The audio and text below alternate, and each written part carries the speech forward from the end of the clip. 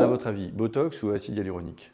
Je viens de revoir une patiente que je suis depuis longtemps, je l'ai opérée. Maintenant, je m'occupe de la médecine esthétique de son visage. C'est une façon de les revoir, de les suivre et d'entretenir le lien. Elle était parisienne, maintenant elle habite en Bretagne. Elle a la gentillesse de venir me voir pour continuer le traitement. Je la suis pour le Botox. Le Botox a plutôt le vent en poupe. Pourquoi? Parce qu'il y a peut-être eu des abus avec l'acide hyaluronique.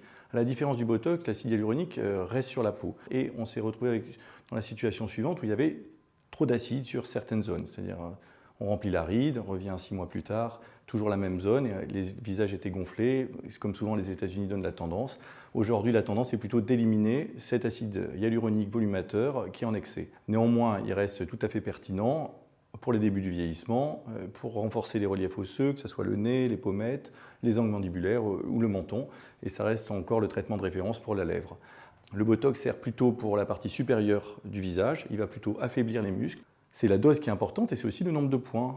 J'ai l'habitude de marquer les points et il faut éviter des zones qui vont déstabiliser le regard. Les rides du front, quand elles sont piquées et qu'elles sont piquées trop basses, notamment juste 1 cm au-dessus du sourcil, eh bien ça peut donner une lourdeur qui n'est pas très agréable. Bon, rassurez-vous, ça dure qu'à peu près 1 mois, mais c'est quand même un motif de complainte assez fréquent.